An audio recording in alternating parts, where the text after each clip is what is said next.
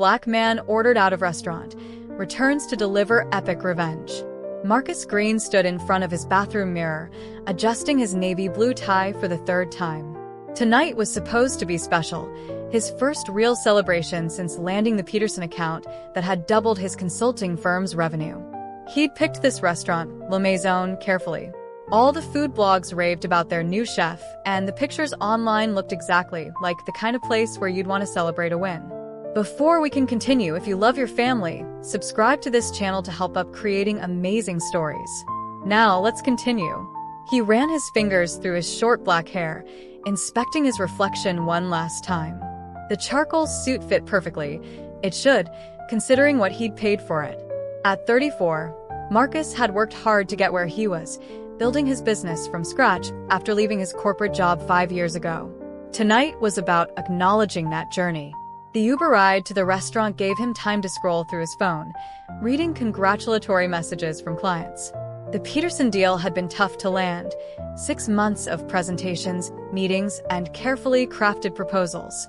But he'd done it, and now their tech startup had trusted his firm with their entire market expansion strategy. The car pulled up to La Maison just as the sun was setting. The restaurant's facade was all clean lines and warm lighting, with floor-to-ceiling windows that showed glimpses of white tablecloths and crystal glasses catching the light. Marcus took a deep breath, savoring the moment. The doorman smiled and held the door open, the kind of service you'd expect from a place charging $300 for dinner. Inside, the hostess station was a sleek marble counter, staffed by a young woman in a black dress who looked up as Marcus approached. Her smile seemed genuine at first, but something shifted in her expression as he got closer. It was subtle, the kind of change Marcus had learned to notice over the years, the slight tightening around the eyes, the barely perceptible straightening of posture. "Good evening," Marcus said, keeping his voice warm and professional. "I have a reservation for 1 under green." The hostess's fingers moved over her tablet, but her eyes kept darting between the screen and Marcus. "I'm sorry, sir. I'm not seeing your reservation." Marcus pulled out his phone, opening his email. "I made it through OpenTable. I have the confirmation right here." He turned the screen toward her, showing the reservation details. "Let me check with my manager," she said, her voice carrying a note of tension that hadn't been there before. She stepped away from the podium, walking quickly to a man in a dark suit who had been watching their interaction from near the bar. Marcus stood there, aware of the other diners' glances. He'd been here before, not at this restaurant, but in this moment. The whispered conversations, the subtle looks, the sudden computer problems with reservations. His stomach tightened, but he kept his expression neutral, his posture relaxed. He'd worked too hard to let moments like these shake him. The manager approached with measured steps, his expression professionally blank. He was older, maybe in his 50s, with graying hair and wire-rimmed glasses that he adjusted as he spoke. "I apologize, sir, but we seem to be having some issues with our reservation system tonight." Marcus nodded slowly, gesturing to the dining room behind them. "I can see several empty tables from here." "Those are all reserved," the manager replied quickly, too quickly. "We're fully booked for the evening." A couple walked in behind Marcus, and he watched as the hostess immediately brightened. "Mr. and Mrs. Davidson, your table is ready. Right this way, please." They were led past one of the supposedly reserved tables, the same ones Marcus had been told were unavailable. He felt heat rising in his neck, that familiar mix of anger and humiliation that he'd promised himself he wouldn't have to feel again, not after all he'd achieved. "I see," Marcus said quietly, his voice level despite the emotion building in his chest. "And I suppose if I wait here for an hour, those tables will all fill up with their reserved parties." The manager's expression hardened slightly. "Sir, I've explained our situation. Perhaps you'd be more comfortable at one of the establishments down the street." The suggestion hung in the air, its meaning clear. Marcus looked around the dining room one more time, taking in the faces that quickly turned away from his gaze, the staff members pretending not to notice the scene unfolding at the entrance, the couple who had just been seated watching with uncomfortable expressions over their menus. He'd dressed right, spoken right, had the right reservation, but none of that mattered. Not here, not tonight. The weight of it settled on his shoulders, familiar but no less heavy for its familiarity. "Thank you for your time," Marcus said finally, each word carefully chosen and delivered with deliberate calm. He turned and walked out, his expensive shoes clicking against the marble floor, his back straight, his head high. The doorman who had greeted him so warmly now avoided his gaze as he passed. Outside, the evening air had cooled, but Marcus barely noticed. He walked half a block before stopping, loosening his tie slightly as he tried to process what had just happened. His phone buzzed, probably another congratulatory message about the Peterson deal. The irony wasn't lost on him. Here he was, successful enough to advise million-dollar companies on their business strategies, yet he couldn't get a table at a restaurant he could easily afford. Cars passed by, their headlights creating moving shadows on the sidewalk. Marcus pulled out his phone again, but this time instead of checking messages, he opened his camera. He took a few steps back toward Le Maison, framing the restaurant's facade in his screen. The photo wouldn't show the humiliation, the quiet discrimination, the carefully worded rejections, but it would serve as a reminder. This wasn't going to be just another incident to swallow and forget. As he stood there, a group of diners emerged from the restaurant, laughing and talking about their excellent meal. They passed by Marcus without a glance, their voices carrying on the evening air. He watched them go, then looked down at the confirmation email still open on his phone. Everything had been done right, every box checked, every requirement met. But some boxes couldn't be checked away, some barriers couldn't be overcome with just a reservation and a credit card. Marcus took one last look at the restaurant's warm glow before turning away. His celebration dinner had turned into something else entirely, not an ending, but a beginning. He didn't know exactly what he was going to do yet, but he knew this. Le Maison hadn't heard the last of Marcus Green. The drive home felt longer than usual. Marcus had canceled his dinner plans entirely, settling instead for takeout from his favorite Thai place. As he sat in his apartment, picking at pad Thai that he barely tasted, his phone lit up with a text from his friend Derek. "How was the fancy celebration dinner?" Marcus stared at the message for a long moment before typing back, "Rain check."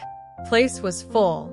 He hit send, then immediately felt guilty for the half-truth. Derek would understand. He'd been there for similar situations before, but tonight, Marcus didn't want sympathy. He wanted something to change. He opened his laptop, the blue light filling his dimly lit living room. The restaurant's website was still in his browser history from when he'd made the reservation. He clicked through to their About Us page, reading about their commitment to exceptional guest experiences and inclusive fine dining. The words felt hollow now. Marcus found their contact page and started typing. He deleted and rewrote the first sentence 4 times before finally settling on a tone that felt right, professional but direct. He detailed the evening's events, careful to stick to facts rather than emotions. Time of arrival, confirmation number, the manager's exact words. Years of writing business proposals had taught him the power of precise documentation. "I am writing to bring to your attention an incident of discriminatory treatment at your establishment," he wrote. "As a business professional and frequent diner at upscale restaurants, I recognize the difference between legitimate capacity issues and prejudice service." His phone buzzed again. Derek calling this time. Marcus let it go to voicemail, needing to finish this while the details were fresh. He described the empty tables, the couple who were seated immediately after him, the manager's suggestion that he try establishments down the street. "I expect a response addressing these concerns and detailing the specific steps your organization will take to prevent similar incidents in the future," he concluded, adding his contact information and the date of the incident. After reading it over twice, he hit send. The automated response came immediately. "Thank you for your feedback. We value all guest comments and will respond within 3 to 5 business days." Marcus closed his laptop and finally answered Derek's follow-up text, "Want to grab a drink?" 20 minutes later, he was sliding onto a bar stool at their usual spot, the corner room. Derek was already there, nursing a beer. One look at Marcus's face told him everything he needed to know. "Same old shit, sir?" Derek asked quietly. Marcus nodded, signaling the bartender. "Same old shit, different expensive restaurant. You're going to do something about it, aren't you?" Derek knew him well enough to recognize the look in his eyes. "Already sent a complaint to corporate," Marcus said, thanking the bartender as she set down his whiskey. "Not that I expect much." "You remember that place in Chicago?" Derek took a sip of his beer. "The one that tried to seat you by the kitchen?" Marcus smiled slightly. Yeah. "Ended up having to get the regional manager involved. At least they apologized. After you showed up with receipts from every other high-end restaurant in the city," Derek added. "Proved it wasn't about dress code or reservations or any of their other excuses. The whiskey burned going down, but it helped take the edge off the evening's frustration." Marcus pulled out his phone, showing Derek the picture he'd taken of Le Maison. "This time I want more than an apology." 3 days passed. Marcus threw himself into work, finalizing the implementation plan for the Peterson account. But every few hours, he found himself checking his email, looking for a response from Le Maison's corporate office. When it finally came, the message was exactly what he'd expected and feared. "Dear Mr. Green, thank you for bringing this to our attention. At Le Maison, we take pride in providing excellent service to all our guests. We apologize for any misunderstanding regarding our reservation system. We would be happy to offer you a complimentary dinner for your next visit. Please contact our manager directly to arrange this. Best regards, Customer Relations Team." Marcus read it twice, then forwarded it to Derek with just one word: typical. Derek's response came quickly: "Time for Plan B?" Before Marcus could reply, his phone rang. It was Evelyn Carter, his best friend since college, and now a rising star at her law firm. He'd sent her the same email exchange. "They really tried to smooth this over with a free meal?" Evelyn's voice carried that mix of legal precision and personal outrage that had made her such an effective civil rights attorney. "Apparently my dignity is worth about $150 of foie gras," Marcus replied, leaning back in his office chair. "You know," Evelyn said, and Marcus could hear her shifting into lawyer mode, "this isn't just about one bad night. This is a pattern, and patterns are what build cases. I'm not looking to sue them. Ev, maybe you should be. Or at least make them think you might." There was a pause. "Remember that discrimination case I handled last year? The boutique that kept losing Black women's appointments? Sometimes the threat of legal action is what it takes to get real change." Marcus stood up, walking to his office window. The city stretched out below, full of restaurants and bars and clubs where these same scenes played out every night. "What are you thinking?" "I'm thinking we need to make this bigger than a customer complaint. We need to make it something they can't ignore with a form letter and a free meal." They talked for another hour, sketching out ideas. By the time Marcus hung up, the outline of a plan was taking shape.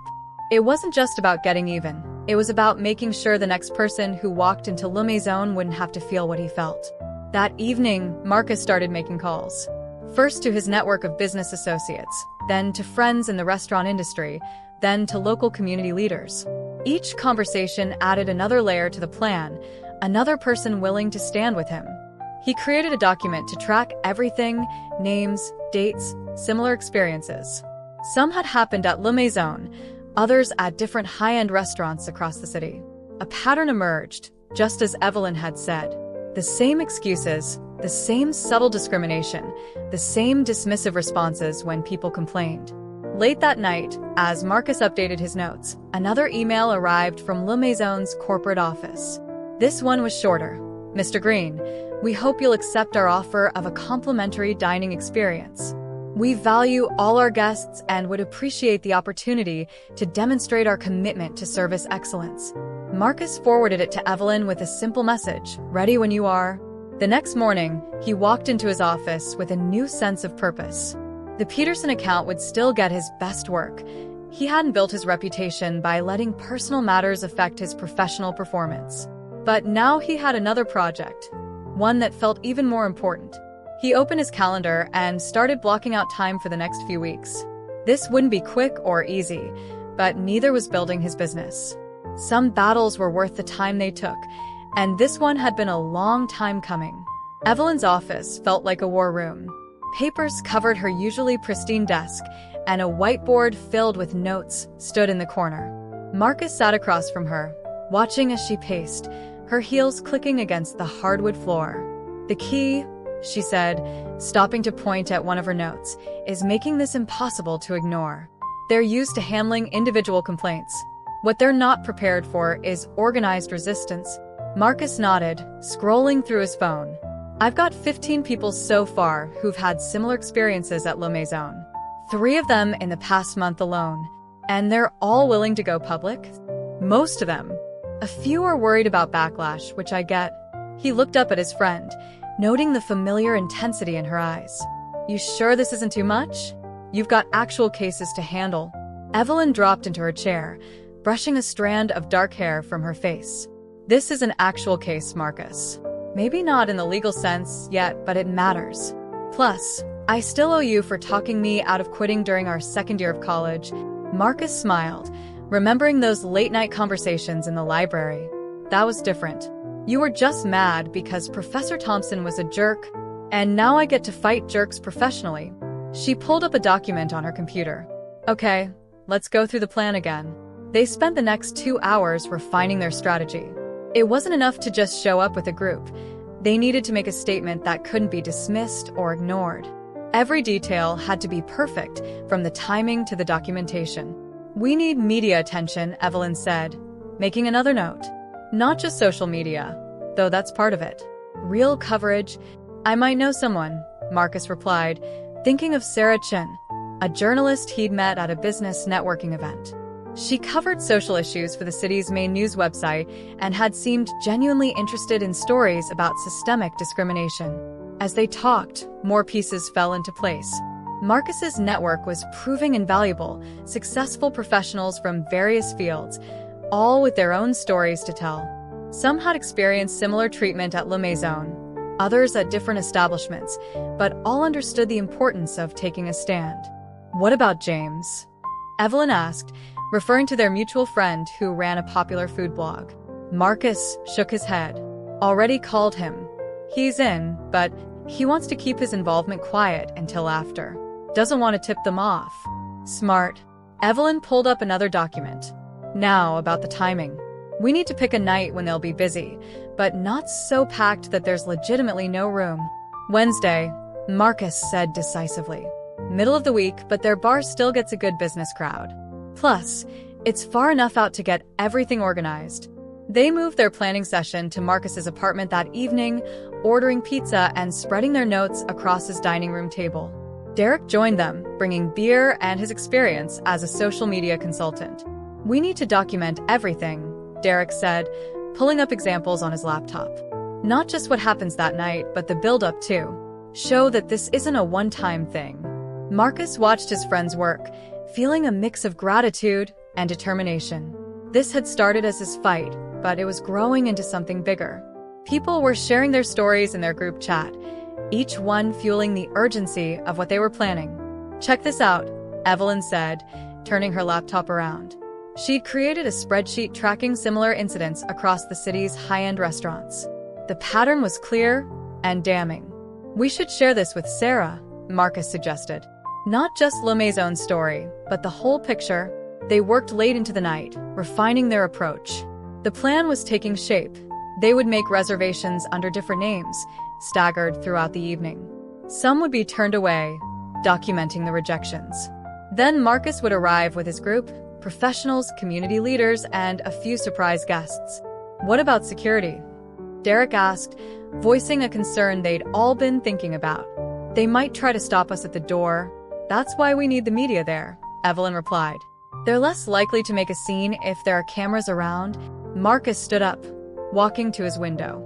The city lights twinkled below, and somewhere out there, La Maison was probably turning away someone else, making them feel the same way he had felt. We're not just doing this for us, he said quietly. We're doing it for everyone who's ever swallowed their pride and walked away. Everyone who's been told they might be more comfortable somewhere else. His phone buzzed, another message in their growing group chat. Someone else sharing their story, offering to help. The movement was growing beyond anything Marcus had initially imagined. They spent the next hour making calls, confirming participants, and assigning roles. Everyone had a part to play, from the initial attempts to get tables to the main event. They even had a backup plan in case the restaurant tried to close early or claim a private event. 1 week, Evelyn said as they finally wrapped up for the night. Think you're ready? Marcus looked at the plans spread across his table, the messages flowing in his phone, the determination on his friends' faces. They're not ready for us, he replied. After Derek and Evelyn left, Marcus stayed up late, reviewing everything one more time. He found himself looking at the photo he'd taken of Le Maison that night, remembering the humiliation, the anger, the resolve that had brought him to this point. His phone lit up with a text from another friend who'd heard about the plan. Count me in. It's time someone did something. Marcus smiled, typing back a quick thank you. They weren't just doing something, they were changing something. And in 1 week, Le Maison would learn exactly what that meant. The week leading up to Wednesday felt like preparing for a military operation.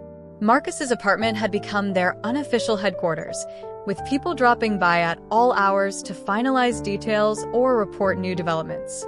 His dining room wall now featured a detailed timeline, and his group chat buzzed constantly with updates. Tuesday night, Marcus laid out his suit, the same one he'd worn on that first night, but this time it felt like armor. His phone rang as he was checking his tie for any wrinkles. It was Sarah Chin, the journalist. Just confirming tomorrow's timing, she said, her voice carrying that careful neutrality reporter's master. My photographer will be across the street at 7. I'll arrive separately at 7:30. Perfect. Marcus checked his timeline again. First group tries for a table at 7:15. We're expecting the usual excuses. And you're okay with me using your full name in the story? Marcus paused, feeling the weight of that question. Going public meant no turning back. His clients would see it. Future business partners would find it in their Google searches. Yes, he said firmly. That's the whole point. No more hiding. After hanging up, he got another call, this one from Trevor, one of his business associates who'd agreed to be part of the first wave. Slight change of plans, Trevor said. I managed to get an actual reservation for tomorrow night. Marcus sat up straighter. They took it? Yep. Online system, different last name. Let's see them try to claim they're full when I have a confirmation email. It was exactly the kind of evidence they needed. Marcus added it to their documentation folder, a growing collection of screenshots, emails, and recorded phone calls showing the pattern of discrimination. Sleep didn't come easily that night. Marcus lay awake, running through scenarios in his head. They'd planned for everything they could think of. What to do if the restaurant claimed a private event, if they called the police, if they tried to seat them all separately by the kitchen. Morning brought a flurry of last-minute preparations. Marcus had 3 client meetings, but his mind kept drifting to the evening ahead. During his lunch break, he met with Evelyn at her office for a final review. Everyone knows their roles? She asked, scanning their checklist. Yes. First wave starts at 7:15, 3 separate attempts to get tables. All respectable professionals with solid reservations or walk-in requests. They'll document every interaction. Second wave. 7:45. That's when things get interesting. Marcus couldn't help smiling. For more groups, including the president of the Urban League and 2 local business leaders, Evelyn nodded approvingly. And you? 8 o'clock sharp. With the main group included some surprises they'd managed to keep under wraps, people whose presence would make the story impossible to ignore. The afternoon crawled by. Marcus wrapped up his last meeting at 5, giving himself plenty of time to get ready.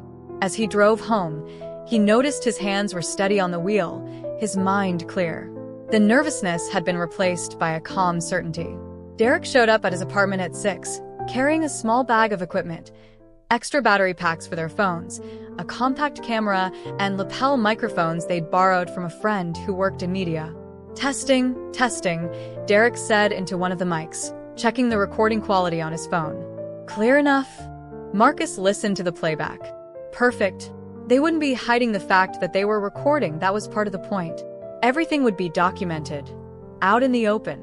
His phone buzzed with updates from their group chat. Everyone was getting ready, checking in from different parts of the city. The energy was building, even through text messages. You sure about the timing? Derek asked, helping Marcus with his mic. 8 o'clock puts you there at peak dinner rush. That's the point. Maximum visibility. Marcus adjusted his tie, checking his reflection. How do I look? Like someone about to make history, Derek grinned. Or at least local news. At 7, the first messages started coming in from their advance team. They were in position, watching the restaurant from various coffee shops and bars nearby. No signs of unusual activity, just the normal dinner service getting underway. 7:15, Trevor sent the first update. Despite his confirmed reservation, he was being told there was a system error. 2 other members of the first wave reported similar responses. No tables available, kitchen issues, private event preparations. Right on schedule, Evelyn texted. She was coordinating from her car, parked a block away. Everything's being documented. 7:45 brought the second wave. Marcus watched the updates roll in, each one confirming what they'd expected. The restaurant was scrambling now, trying to handle the sudden influx of well-dressed professionals all requesting tables. "They're getting nervous," reported James, who was watching from the bar. "Manager's been on the phone for the last 10 minutes. At 7:55, Marcus, Derek, and their group gathered in the lobby of an office building around the corner. The energy was electric. 15 people, all successful professionals, all dressed impeccably, all ready to make a statement. "Everyone clear on what we're doing?" Marcus asked, looking around the circle. They nodded. No speeches needed. They'd all been through similar experiences. This was about more than just one night at one restaurant. His phone lit up with a text from Sarah in position. "Photographer ready." 7:58. They moved as a group toward Le Maison, their footsteps echoing on the sidewalk. Through the windows, Marcus could see the same warm lighting that had welcomed him 2 weeks ago. But this time, he wasn't walking in alone. "Ready?" Derek asked quietly, falling into step beside him. Marcus checked his mic one last time, straightened his tie, and felt the presence of his friends and allies around him. "Ready?" The host station was just visible through the front windows. The same hostess was there, already looking up with wide eyes as she noticed their approach. Marcus took a deep breath, reaching for the door handle. This time would be different. This time, they couldn't ignore him. This time, he was walking in with an army at his back and justice on his mind. The door chimed as Marcus pushed it open, leading his group into Le Maison's elegant foyer. The hostess's smile froze as they entered, her eyes darting between faces, clearly trying to process the sudden arrival of so many well-dressed professionals. "Good evening," Marcus said pleasantly, his voice carrying just enough to draw attention from nearby diners. "Table for 15, please." The hostess's fingers hovered over her tablet, her composure slipping slightly. "I'm sorry, sir, but we don't have any tables available for a group that size without a reservation." "Interesting," Marcus replied, maintaining his calm demeanor. "Considering several members of our group tried to make reservations earlier today. In fact," he gestured to Trevor, who stepped forward with his phone displaying his confirmation email. The restaurant's ambient noise had dropped noticeably. Diners were trying to appear focused on their meals while clearly listening to every word. The hostess's eyes darted toward the bar, where the manager from Marcus's previous visit was already making his way over. "Is there a problem here?" the manager asked, adjusting his glasses in what seemed to be a nervous habit. "No problem at all," Marcus responded smoothly. "We're just trying to understand why my friend's confirmed reservation seems to have vanished from your system." Again, the "begin" hung in the air between them. The manager's eyes narrowed slightly in recognition, then widened as he took in the size and composition of the group behind Marcus. "I remember you," the manager said, his voice lowering. "Mr. Green, was it? I thought we addressed this situation through our corporate office." "You mean the offer of a free meal to forget about discrimination?" Marcus kept his voice level but clear. "No, I don't think that really addressed the situation at all." More heads were turning now. At a nearby table, someone was quietly filming with their phone. The manager seemed to notice this too, his professional mask slipping slightly. "Perhaps we could discuss this in my office," he suggested, gesturing toward a door near the bar. "I think we're fine right here," Marcus replied. "After all, there's nothing to discuss that everyone shouldn't hear. We're simply customers asking to be served, just like anyone else." The manager's jaw tightened. Behind him, servers hovered uncertainly, caught between their usual routines and the unfolding situation. Through the front windows, Marcus could see Sarah Chun watching from across the street, her photographer discreetly capturing everything. Our tables are arranged for smaller parties. The manager tried again. We simply can't accommodate a group this size without advance notice. Derek stepped forward, his phone displaying photos he'd taken earlier in the week. Really? Because last night you hosted a corporate dinner for 20 people. And according to your website, you regularly accommodate large parties. The manager's face flushed slightly. That was a prearranged event. Like Trevor's reservation? Marcus asked, nodding toward his friend. The one that mysteriously disappeared? Or should we talk about the 3 other members of our group who tried to make reservations today? All professionals, all dressed appropriately. All told there was no availability. Would you like to explain the pattern? The silence that followed was deafening. Around them, diners had completely abandoned the pretense of not watching. The manager's eyes darted between faces, seeming to realize the gravity of the situation. I assure you, he began, but Marcus held up a hand.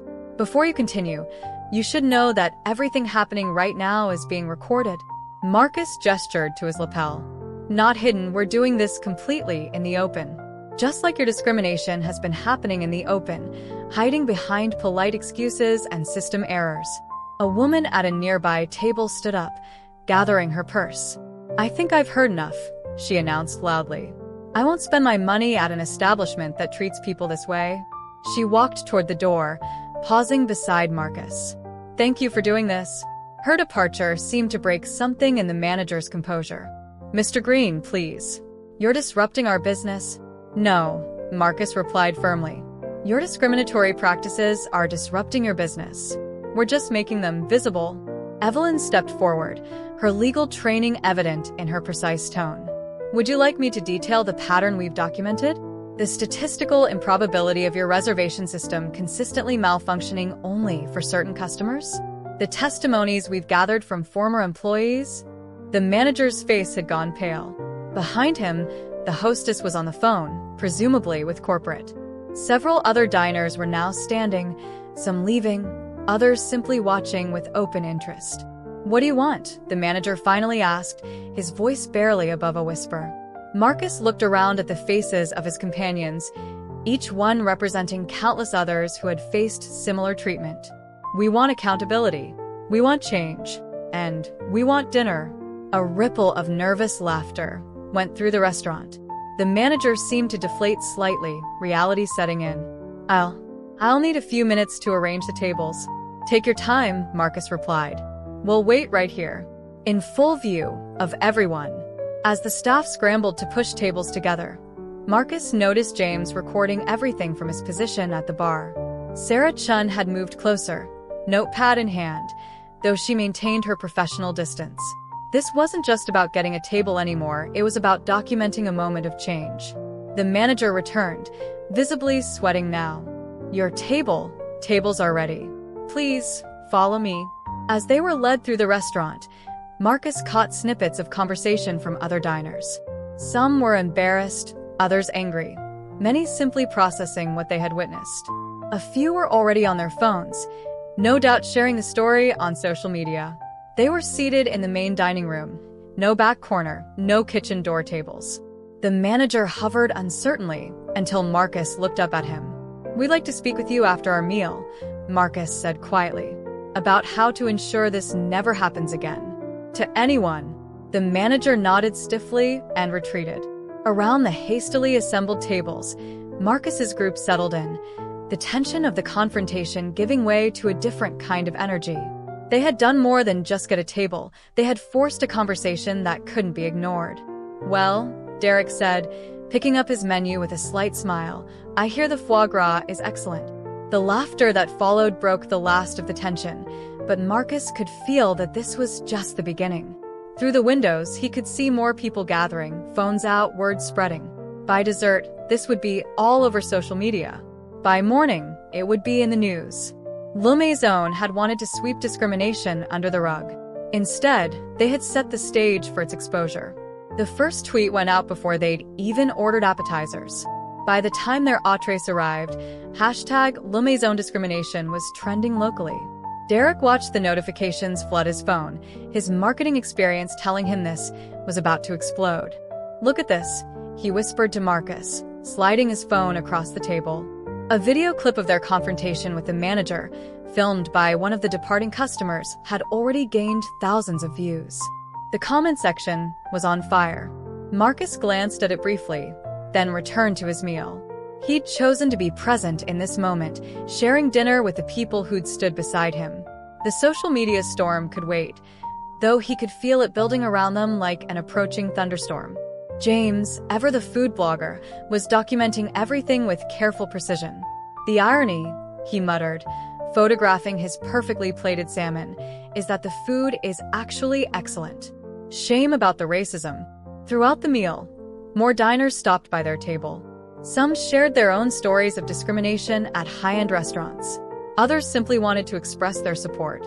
Each interaction was captured on dozens of phones, each story adding fuel to the digital fire. Sarah Chen sat at a nearby table, taking notes. She'd ordered nothing but a glass of water, maintaining her professional distance while capturing every detail.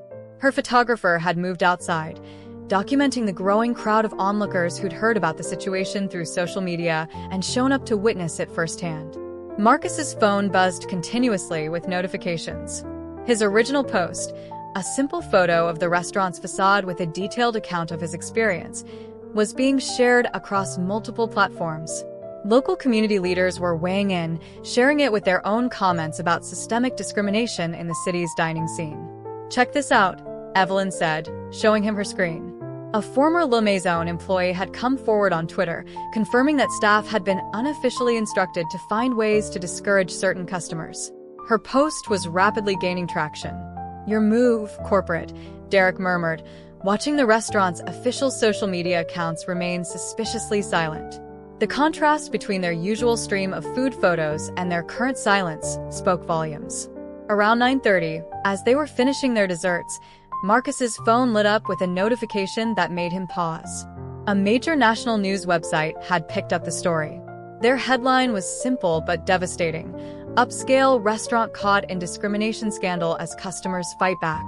The article included clips from social media, quotes from witnesses, and, most damaging, a compilation of similar incidents reported at Le Maison over the past year. Someone had been doing their homework, and fast. Marcus stepped outside briefly, needing some air. The scene in front of Le Maison had transformed. Local news vans had arrived, their cameras catching the steady stream of people taking photos of the restaurant's facade. Some held up phones displaying the trending hashtag, creating images that would spread across the internet like wildfire. "Mr. Green," a reporter approached, microphone extended. "Can you tell us what prompted tonight's action?" Before Marcus could respond, Derek appeared at his side, smoothly intercepting. "We'll be releasing a full statement tomorrow. Tonight was about more than just one incident. It was about challenging a systemic problem." Back inside, Marcus found his social media notifications overwhelming. Friends from across the country were messaging him, sharing screenshots of the story appearing in their local news feeds. The hashtag had gone national. "Look at this," Trevor said, showing him a post from a celebrity chef with millions of followers. The chef had shared their story, adding his own experiences with discrimination in fine dining. His post was generating thousands of responses, each person adding their voice to the growing chorus. The manager had retreated to his office, emerging only occasionally to speak hurriedly into his phone. Through the windows, Marcus could see him gesturing frantically, presumably trying to explain the situation to someone higher up the corporate ladder. Sarah Chen approached their table again, her notepad full. "Your story's being picked up everywhere," she said quietly. "Corporate's going to have to respond soon. Any comment on what you hope to achieve?" Marcus considered her question carefully. "This was never about one restaurant or one night," he replied. "It's about making visible what too many people have had to silently endure. Sometimes you need to shine a light, so bright it can't be ignored." By 10 o'clock, as they prepared to leave, the social media storm had become a tsunami. Food critics were weighing in, sharing their own observations of discriminatory practices in the industry. Other restaurants were rushing to distance themselves from Le Maison, posting their own diversity statements and non-discrimination policies. "They've got to be panicking at corporate," Evelyn said, checking her phone one last time. Someone had created a website tracking similar incidents across the city's restaurant scene, and submissions were pouring in. As they settled their bill, insisting on paying despite the manager's nervous attempts to comp the meal, Marcus noticed that #LeMaison discrimination had evolved into #DiningWhileBlack, sparking a broader conversation about discrimination in all aspects of public life. Outside, the crowd had grown. People were live streaming, sharing their own stories, turning the sidewalk into an impromptu forum on racial justice. Some held signs hastily made with phone-displayed hashtags, creating powerful images that were already circulating online. "What now?" Derek asked as they stood on the sidewalk, watching the scene they'd created. Marcus looked at his phone, where notifications continued to flood in. Corporate silence was becoming deafening, but he knew it couldn't last. The story had grown beyond their control, beyond the carefully crafted PR responses they usually relied on.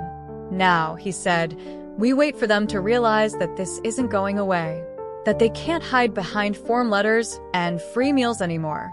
The world is watching, and their move has to be bigger than an apology." As if on cue, his phone buzzed with a new notification. LeMaison's corporate office had finally broken their silence, posting a brief statement. "We are aware of the situation at our downtown location and are taking these allegations very seriously. We will be conducting a thorough investigation and will release a full statement tomorrow." Derek snorted. Too little, too late. Marcus looked at the growing crowd, the news vans, the constant flash of phones capturing every moment. "No," he said quietly. "It's just the beginning." Marcus woke up to over 300 notifications. The story had gone viral overnight, picked up by major news networks and shared by social justice activists across the country. #DiningWhileBlack was still trending, and LeMaison's Yelp page had been flooded with so many new reviews that the site had frozen their ratings. He was scrolling through messages when his phone rang. Unknown number. "Mr. Green? This is Patricia Henderson, CEO of Restaurant Holdings International." The voice was crisp, professional, with an underlying note of urgency. "Do you have a moment to talk?" Marcus sat up in bed, suddenly wide awake. Restaurant Holdings International owned not just Le Maison, but dozens of other high-end restaurants across the country. "I do. First, let me say that what happened at Le Maison is completely unacceptable." She paused. "We're preparing a public statement, but I wanted to speak with you directly first. Would you be willing to meet this morning?" Marcus checked the time. 7:30 a.m. "When and where?" "Our corporate offices downtown." 9 a.m. She hesitated. "You're welcome to bring your attorney." He thought of Evelyn, who'd probably been waiting for this call. "We'll be there." After hanging up, Marcus called Evelyn. She answered on the first ring. "I just saw their stock price," she said instead of hello. "Down 12% in pre-market trading. They're in damage control mode. CEO wants to meet." 9 a.m. "Perfect. I'll pick you up at 8:30. Wear the navy suit. It photographs well." Marcus smiled slightly. "You think there'll be photographers? After last night? They'd better have a real solution ready, not just another PR band-aid." Marcus spent the next hour reviewing the coverage. Sarah Chen's article had gone live at midnight, a detailed piece that went beyond just last night's events, examining patterns of discrimination across the city's fine dining scene. The comment section was already hundreds deep. Derek had sent him a social media analysis. The story had reached millions, with engagement rates that marketing firms would kill for. Celebrity chefs were weighing in, sharing their own observations of industry discrimination. Food critics were publishing think pieces about systemic racism in fine dining.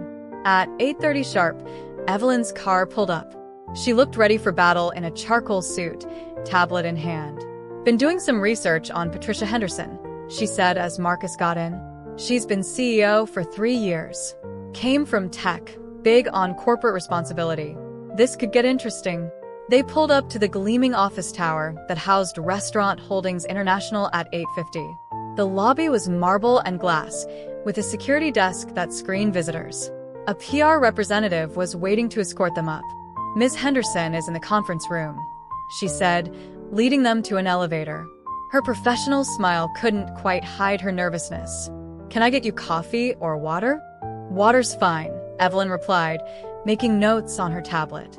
Marcus noticed how the PR rep kept glancing at him, then quickly looking away. The conference room occupied half of the top floor, with floor-to-ceiling windows offering a panoramic view of the city. Patricia Henderson stood as they entered, tall, mid-50s, with the kind of presence that commanded attention. "Mr. Green, Miss Carter, thank you for coming." She gestured to the chairs. "I appreciate you making time on such short notice." They sat, Evelyn placing her tablet on the table. Marcus noticed 3 other people in the room, likely legal and PR executives, based on their attire and anxious expressions. "Let's not waste time," Henderson said, sitting down. "What happened at La Maison was inexcusable, but you and I both know it's not an isolated incident." Marcus exchanged a glance with Evelyn. This wasn't the defensive corporate response they'd expected.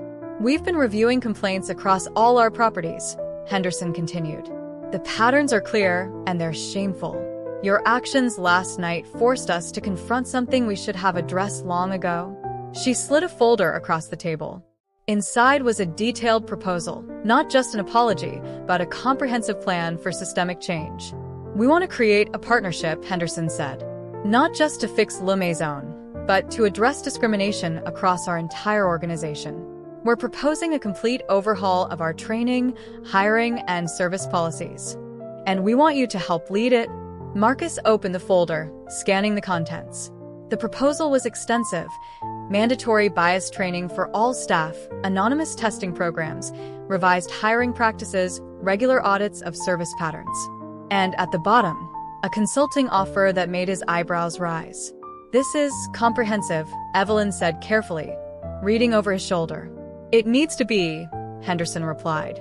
"We've been getting calls all morning from investors, from other restaurants, from civil rights organizations. This isn't just about saving face anymore. It's about leading real change in an industry that desperately needs it." Marcus looked up from the proposal. "Why me?" "Because you didn't just complain. You took action. You showed us exactly how our failures affect real people, and you did it in a way that couldn't be ignored." Henderson leaned forward. "We need that kind of perspective to make meaningful changes." "And if we say no?"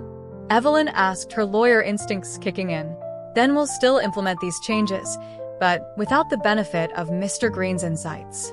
And frankly, they'll be less effective for it." Henderson paused. "This isn't just about consulting fees. We're offering a chance to change how an entire industry approaches these issues." Marcus read through the proposal again, more carefully this time. The commitments were specific and measurable: percentage targets for diverse hiring, regular blind testing of service quality, external audits of compliance. This wasn't a PR stunt. It was a reformulation of how the company operated. "We'll need time to review this properly," Evelyn said. "Of course."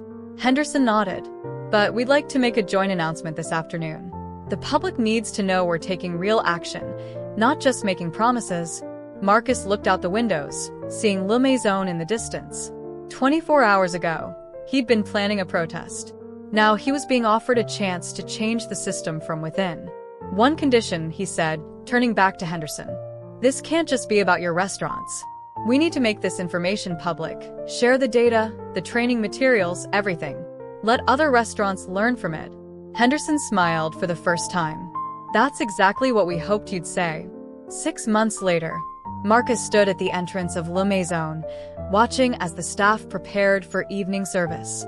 The restaurant looked the same elegant lighting, same pristine tablecloths, but everything else had changed.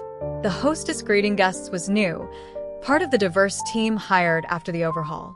The manager who'd turned Marcus away was long gone, along with several other staff members who'd resisted the changes.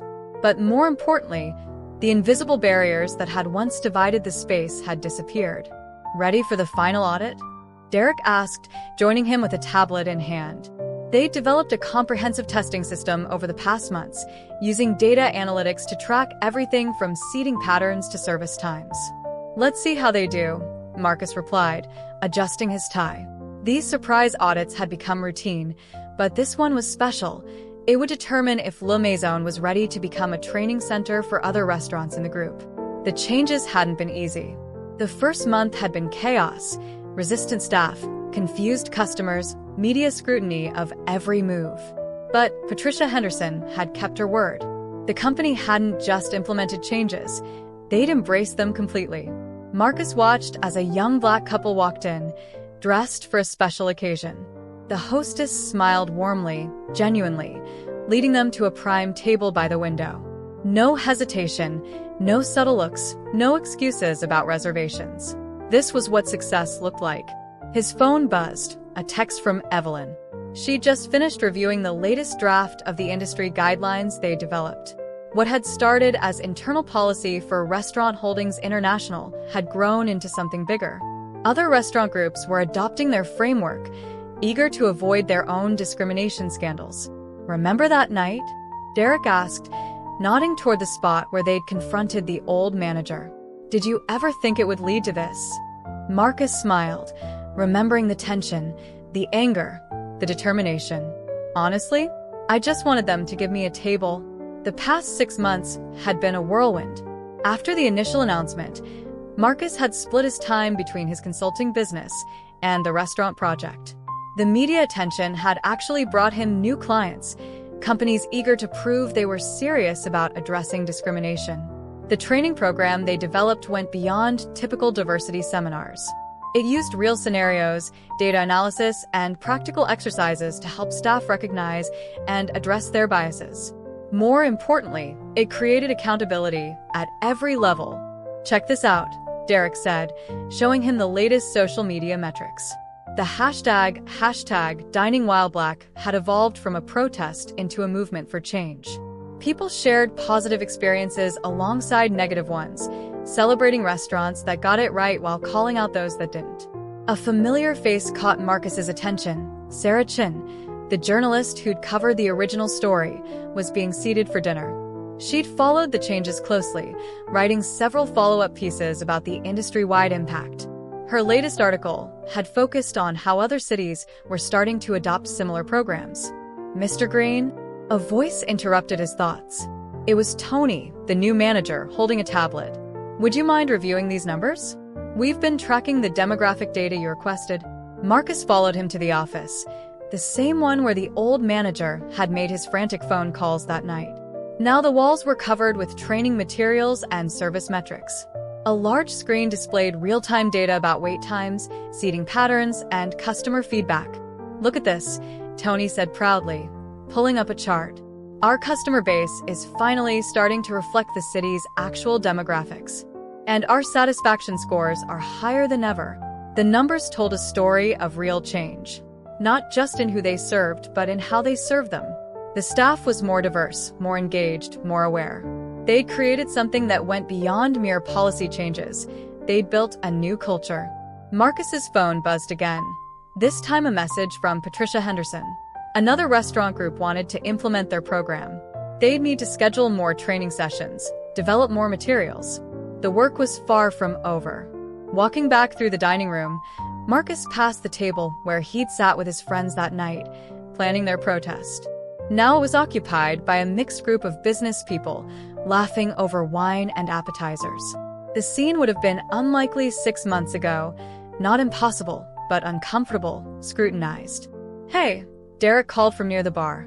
"You've got to see these reviews." He held up his phone, showing the latest customer feedback. People weren't just praising the food anymore, they were commenting on the atmosphere, the service, the feeling of being truly welcome.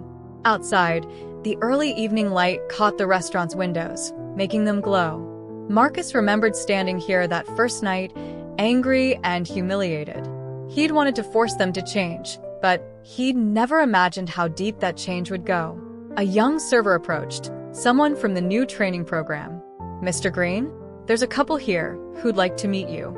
They say they read about what happened and they wanted to thank you." Marcus followed her to a table where a young Black couple sat with their young daughter, dressed up for what looked like a special occasion. The father stood, extending his hand. "We wanted our daughter to see this place," he said quietly. "To show her things can change." That sometimes all it takes is one person willing to stand up.